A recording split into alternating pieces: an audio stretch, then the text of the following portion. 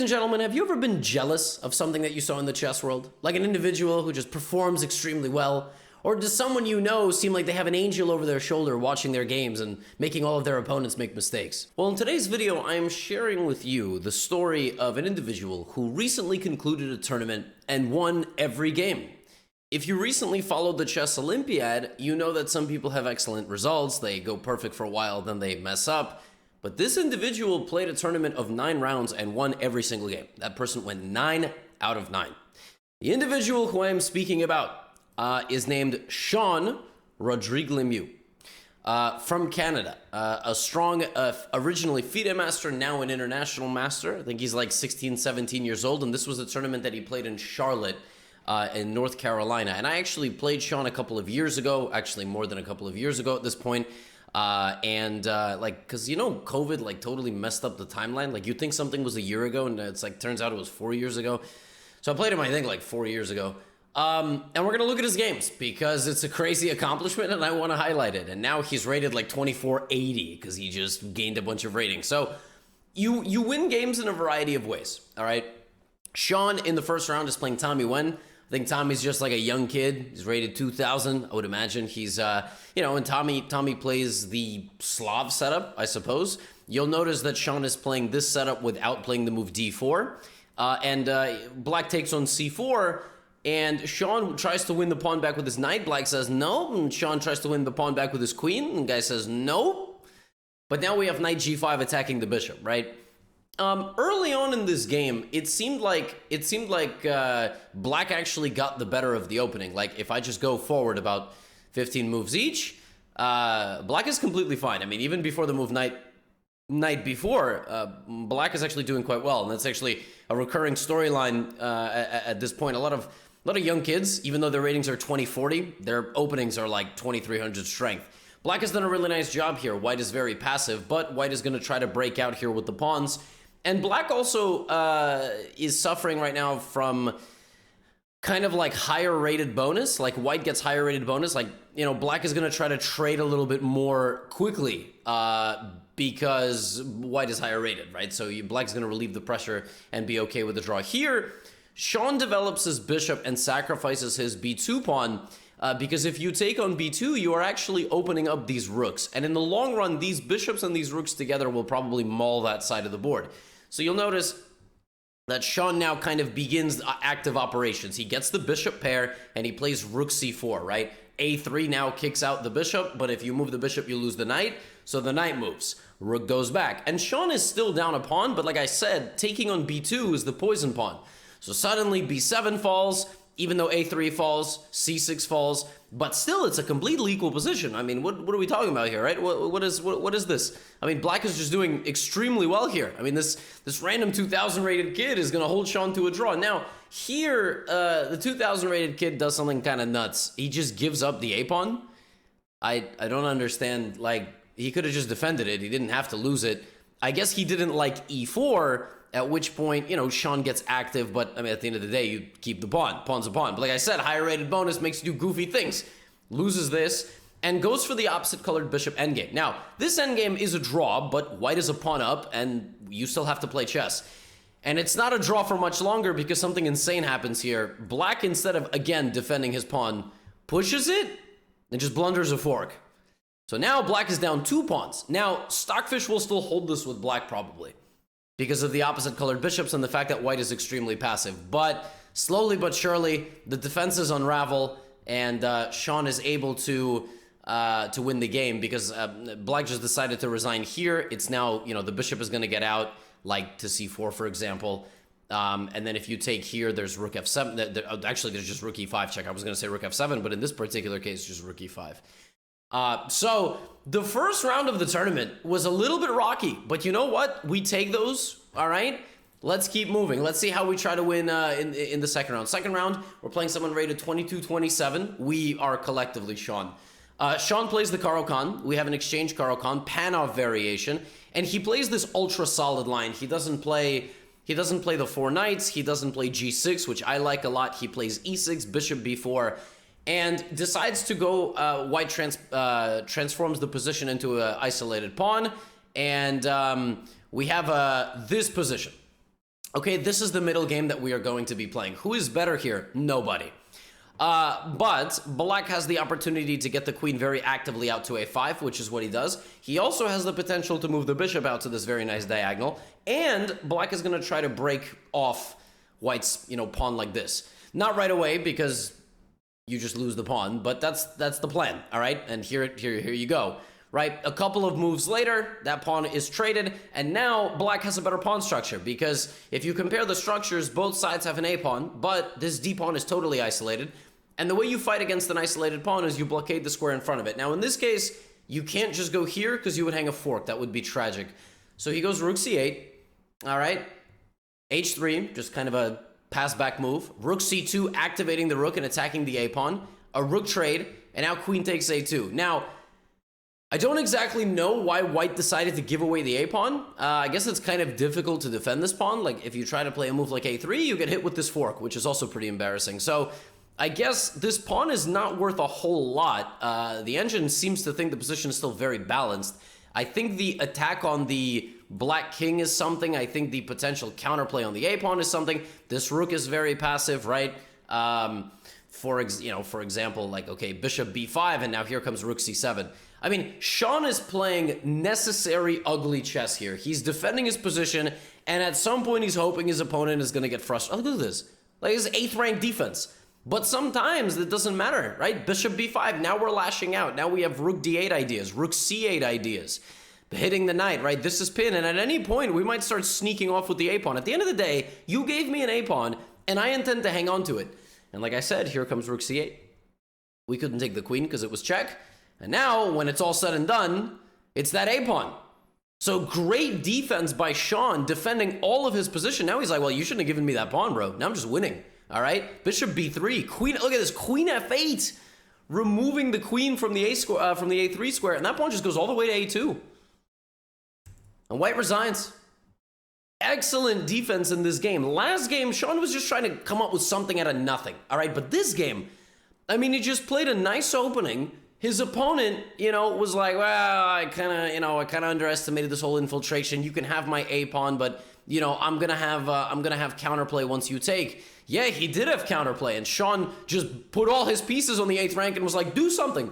And the opponent kept trying, and he failed, and then the A pawn just went running. Just ran all the way down to the end of the board. Beautiful technique to invest in what's your strongest point, and there you go. Gets the job done. All right, we're 2 out of 2. Game 3 is playing Gus Huston, who actually beat me recently. So no joke. This time he goes again for an English and a Neo Catalan with b3. Black plays d4, preventing white from playing d4. So white's going to have to rely on this break. Knight c6, takes. This is a very theoretical position. It looks kind of fascinating to have this rook out here. But the bishops are considered very strong. It's a very fluid and dynamic position. And black plays like this. So black creates this central pawn wall. White is going to have to rely on queenside expansion, as well as a potential f4 break in the future to do something. All right, so let's see what he chooses. All right, been playing rook e2. Black doing a nice job here. I think up to this point, Gus was in his prep. I think Gus here had to play a5 to anticipate this and then get out of the way, and then b4 would no longer be a possibility. When you play bishop f8 right away, now white has queen e1, for example, creating a threat of bishop takes pawn. And after queen b6, suddenly white no longer has to go here and can just focus on the middle. And that's sort of what happens. Gus tries to force the issue here and win the d3 pawn, but after queen takes d4, he's just a pawn down. I don't know why everybody's insisting on giving Sean a pawn and then trying to defend their position. Sean's like, me pawn up. At the end of the day, I have to play a couple of ugly defensive moves, and I'm also not afraid of an opposite colored bishop endgame, me pawn up. All right? He's under pressure, but he's defending. Nice pressure counter-attacking on the opponent. Now the knight can jump into the middle at some moment. There it is. And this is not the same situation in terms of opposite colored bishops, because in this endgame, rooks are on the board. That's a massive difference than that first endgame we saw, and queens. And so what does Sean do? He just continues to improve his position, doesn't allow his opponent to get into any of his weaknesses, and starts expanding. Look at this, the 3-on-2, that's called a queenside majority. 3-on-2 slowly walks forward. Seems like every move he's improving his position. Black's bishops are on their home squares. and at some point, white is just going to crash through, and there it is. All right, now you have a passed pawn. It takes a while. Takes a while of maneuvering and picking at his opponent's defenses, but he's going to get there in the end because his opponent will not be able to defend the position. And I mean, credit to black. He fought on a lot, but this nice tactic ends the game as the bishop is hit and the pawn is promoting, and black resigns because if you take here, I make a queen. Sustained pressure in this game. This was the most convincing game I think that Sean had. I mean, he just basically showed up against probably one of the other favorites of the section to get an IM norm. Gus, he's like 16, 17 years old, 2,300, very strong. He's now 3 out of 3. At this point, you start thinking, yo, am I going to win every game I'm playing in this tournament? That's pretty crazy. In the 4th round, we have the white pieces versus Terry Luo. This time, we go for e4. So notice, in the middle of a tournament, we're changing up our first move. Okay? So Sean not being easy to prepare for and decides to play a sideline. Queen takes d4. Against his opponent. Black plays a6. The idea is to prevent bishop b5 pinning the knight. Now, c4 and queen e3. This setup has been all the rage as of late. A lot of GMs are playing it, putting this queen on this seemingly idiotic square, but preventing knight g4 and bishop g4. And you know, let's try to outplay our opponents from this position.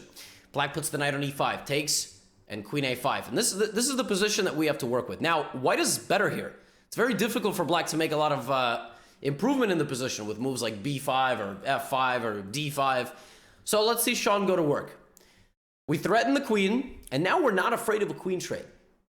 We're not afraid of a queen trade because we're going to try to get into that b6 square. Black plays b5, doesn't want to be passive.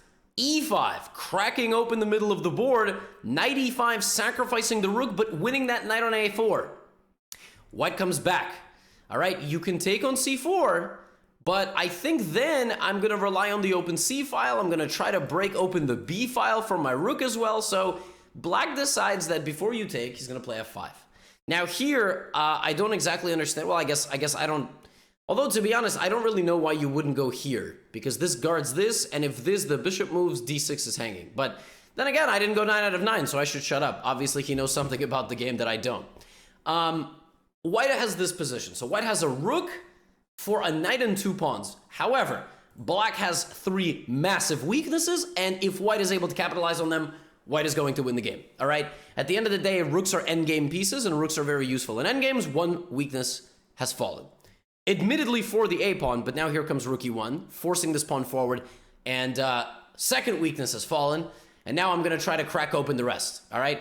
So whose pawn structure is better here?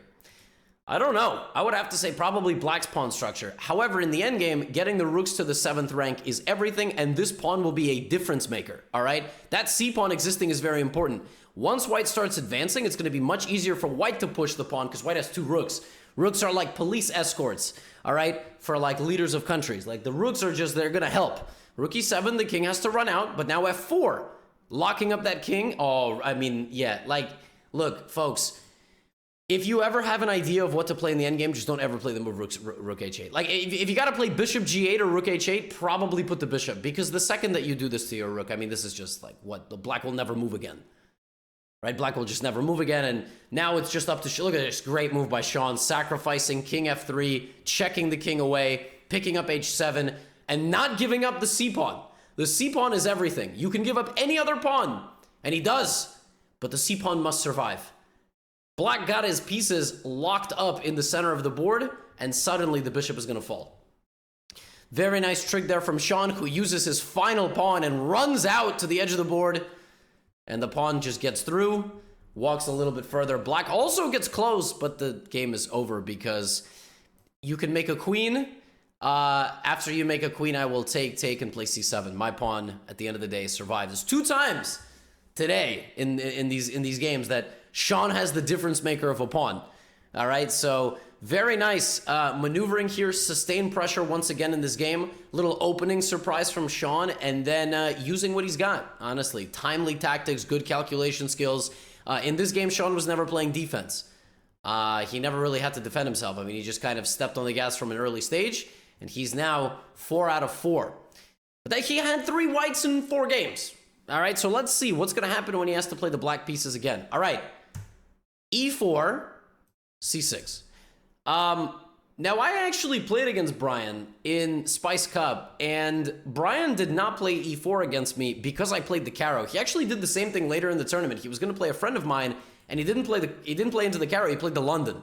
So this was shocking to me that he knew his opponent was going to play the Caro, and then he played into the Caro, and the game went the way it went. Like, you know your opponent's going to play Caro Khans, which Sean plays. It seems like that's his, that's his repertoire. And so Sean in this game plays the Tartakower. We have c3. And now, Sean doesn't play the main line. So Sean here doesn't play bishop d6, bishop d3, castles, queen c2. Sean surprises his opponent by playing bishop f5. Now, that's not like it's not like, oh my god, Sean solved chess. No, he just played a different move. But there must be something slightly wrong about that move. And there is. There's something, I believe it's knight e2. This is what I remember vaguely. I believe it's something like this. And then if black keeps the bishop over here, white can try to play f4, f5. Something like that. Or maybe h4, h5. But otherwise, bishop f5 would be the main line. And if not bishop f5, maybe it's just something simple like this. Just this trade is like nice for white. I don't know. But it's not the main line. I don't exactly know why it's the main line. I'm going to go investigate this move. But his opponent plays bishop f4. And already, black is better. Because black just has more development. Like, the way white played this doesn't make any sense. Because now black just has 2 active pieces. White has none. Now white plays bishop d3. Sean trades. And in shocking fashion here, white just hangs a pawn. Like move 11, just pawn hang. Fork. Now, obviously, if you're going to guard one of them, you should probably defend that one, all right? If you defend this one and let the queen in, you're kind of a lunatic. So white plays... Whoa! Whoa! Brian! What? But why? I mean, if I see this position, I don't know, just play a3. And then if queen g2, I mean, maybe you lose this pawn as well, but also you don't have to, right? And then this is open. But yeah. So, I mean, oftentimes in chess, it's not the first mistake that kills you. It's the second mistake, right? I've said this a lot. It's from the book Art of Learning by Josh Waitzkin. It's like this little anecdote. You almost get hit by a car at the intersection, and instead of backing up and being careful, you yell at the car so a second car hits you. It's like, it's not the first mistake. You get frustrated, you're like, damn, and then, oh no, this is bad to worse.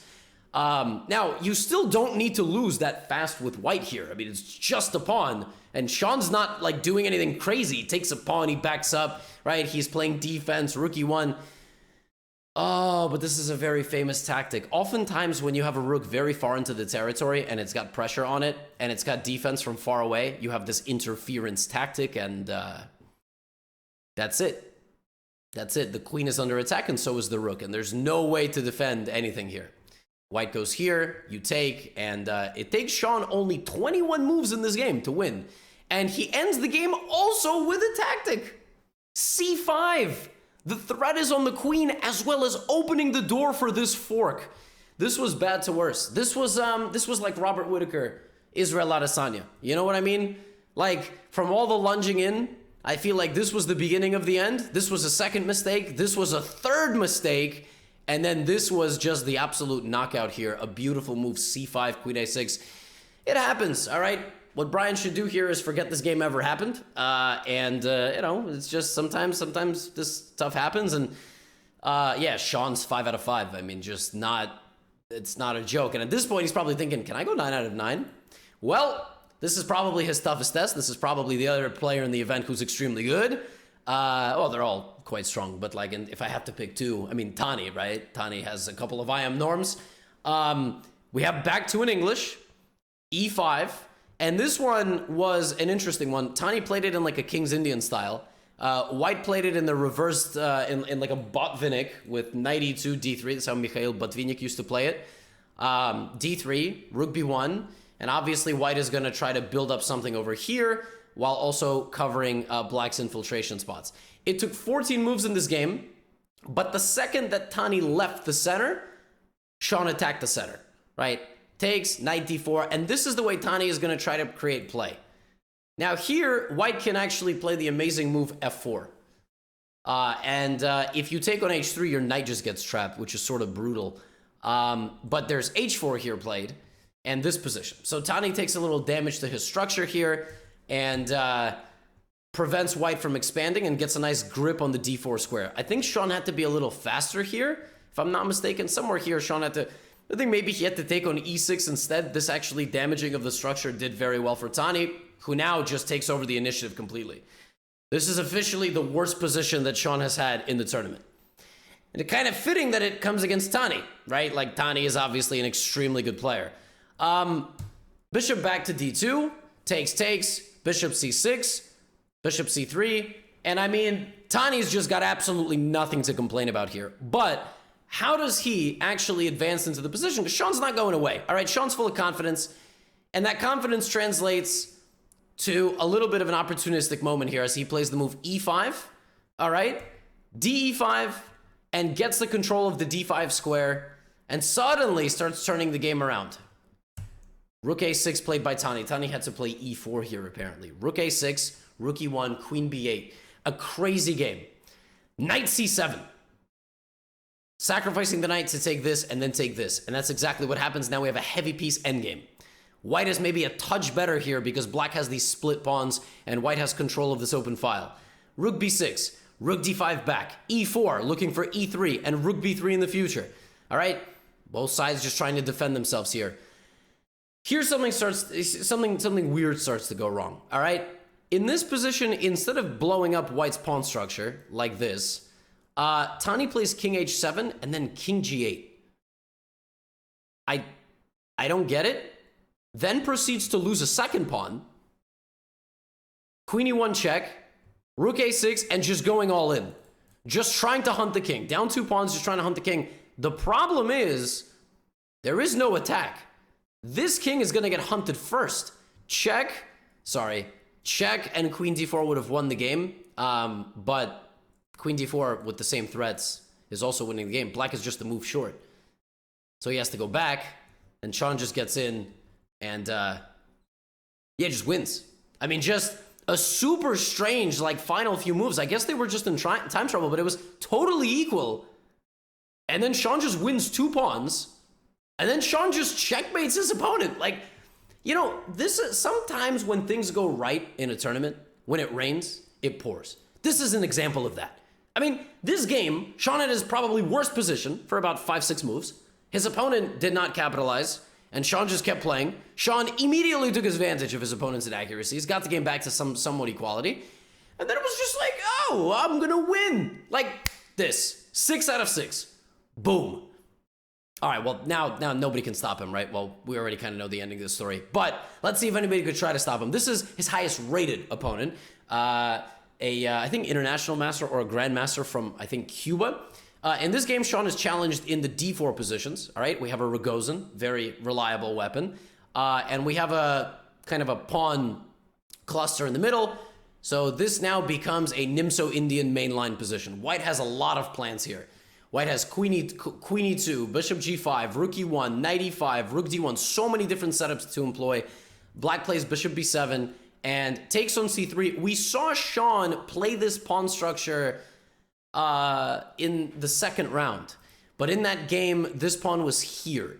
And then the queen got out to a5. In this position, black is just kind of chilling, all right? Like I said, you know. And then here he plays knight e7. So he invites this. He wants that. Why does he want that? Because if white tries to get to h6, black plays king g7, rook g8, knight f5, and actually uses the g file against white. So instead of that, white plays knight e5. We have knight e4, attacking the bishop and the pawn on c3, and white decides to sacrifice the pawn and maybe the exchange. Not right away, because if knight d1, I guess there's bishop f6 stuff, and it looks pretty nasty. So instead we have this and knight d5. For a third game in this tournament, people are giving Sean a pawn, and they're like, I'm going to attack you now. And Sean's like, all right, me pawn up. Seems like I'm onto a playing style here, right? He's just like, all right, go ahead. Do your worst. Where's the attack? So white keeps trying, right? Knight c4. And now Sean's like, well, in order to attack me, he needs his queen. What if I trade his queen off? Oh, he's going to leave? What about this free bishop? Bishop takes h7. All right, I'm going to take that too. Sean is up 6 points of material. This is nuts. g3. And now Sean's like, yo, check this out. My queen's hanging, right? Bang. If you take my queen, not only do I win yours back, it's mate. That's mate because of my bishop. So after knight c3, check. Queen f5, check here. You give me back both knights. Both knights. Rook c... Oh, sorry, g5 first. I was going to say there's rook c8 here, which is even nicer. You can't stop the threat on the knight and mate. Sean does it in his own brutal way. g5. Rook moves, and now queen f3. This is so savage. So you threaten mate, and then the rook is trapped. The rook is just completely trapped on the edge of the board. Look at this. King g7. Look at this. The rook is just... and that's how the game ends. Sean beats his highest rated opponent of the tournament. He's not even close. It's like not even close. He just took his opponent's aggressions against him, did very well, played great defense, and then trapped his rook on the edge of the board. I've never seen something like that. 7 out of 7. All right, last 2 rounds to go. Sean goes back to the trusty English, and this time we have a King's Indian setup. Black playing very passively. Sean not playing d4, plays d3. All right, let's see what's going to happen here. It's a very close position. We're just, just slowly advancing. Still no trades. No trades at all. No trades. No repetition either. All right, d5. We're going to have a trade. e5, d4. There we go. So we have a knight hanging. We have this here. Sean sacrifices the knight. Bishop takes g2. Here, here. And Sean's just down a piece. But the knight is trapped. Which is kind of funny. He delays taking the knight because the knight is completely trapped. Then he takes, and now he's just a pawn up for the 4th time. For the 4th time, people haven't learned the strategy of stop giving Sean a pawn and hoping to God he doesn't beat you. All right, rook f3. He's just up a pawn. Black starts fighting back, and Sean's like, you know what? You kind of weakened your position here a little bit. So how about you really want to fight me here? I got 2 rooks. You got a horse. Who's going to win? 2 rooks or a horse? Takes. Oh, my goodness. Oh, my goodness. Oh, the king is so weak, but we're going to go for an endgame. Rook d4. Rook e1. Who's going to get you? You want me to be 2 pawns up? Okay. Knight f3. Rook e5. Okay, Sean is still up a pawn. This is hanging. He wants to advance this. Black plays knight d5. Game's not over. h4. King g7. In fact, I think h4 was not even the most accurate move. I think you had to play f6 looking for this. Because now, apparently, we're back to zeros. Computer thinks this position is equal as Black is roaring back with counterplay and is no longer even down a pawn. Oh, man, Sean. Guess that pressure's getting to you, buddy, huh? Perfect score is a little bit too much to ask. Yeah, everybody's got to make mistakes at some point. No, Sean's going to keep going. All he needs is 2 pawns. Rook a5, rook c4. All right? King e... Oh, that is a nice move. Not afraid of trading and realizing this knight is going to really struggle to contain that pawn. And that's kind of what happens. All right? We get here, and Black's like, oh, you can't go anywhere, stupid. Where are you going? Sean's like, I never wanted to go that way. I'm going to threaten to go that way, and if you stop me with the king, I'm going to get your pawns. I'm going to win your other 2 pawns. That pawn's just a decoy to make your knight extremely passive. And so with the combined threat of walking over there and forcing this king to guard that infiltration, Sean picks up these pawns, and just when you thought that this man's winning streak was over, he calculates out this endgame to a win. All he needed was 1 remaining pawn. This knight can now no longer get back in time. The king is totally shouldered. Look at this. That's it, he's winning. There's nothing that Black can do. h6, there's nothing Black can do. Take, promote. It takes 64 moves, but Sean gets the job done. He's now 8 out of 8. Surely someone's going to slow him down, right? Surely, somebody. Final round, he's got Black. Final round, he actually plays another Caro-Kann structure. So knight f6, queen c7. He plays this fianchetto setup, a6, knight c2, and plays for a little bit of queenside attack, right? We have rook b8, and I mean, he's 8 out of 8. Sean, just take the draw. You won the tournament, dude. Like, what are we doing here? Now, he got a little bit too aggressive in this game, looking for the 9 out of 9, and early on, he did have a slightly worse position. White does have a nice bind in the middle, blocking the dark squared bishop.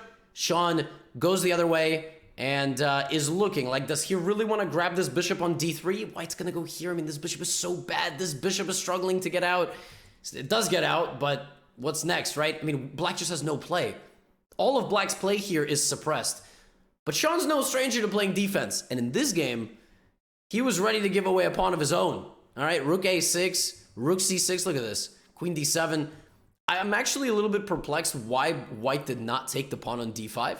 I mean, surely they should have learned something from Sean's strategy of take the pawn and defend. Instead of that, White did it this way. And then here came rook a1.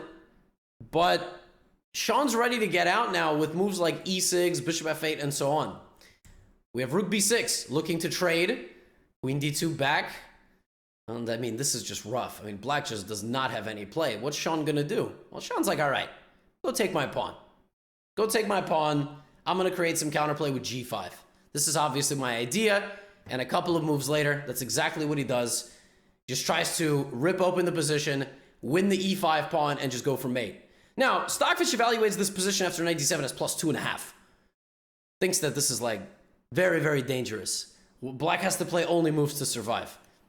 But instead of that, his opponent takes on e4. And then Sean, a couple moves later, gets to take on f... Wait a minute.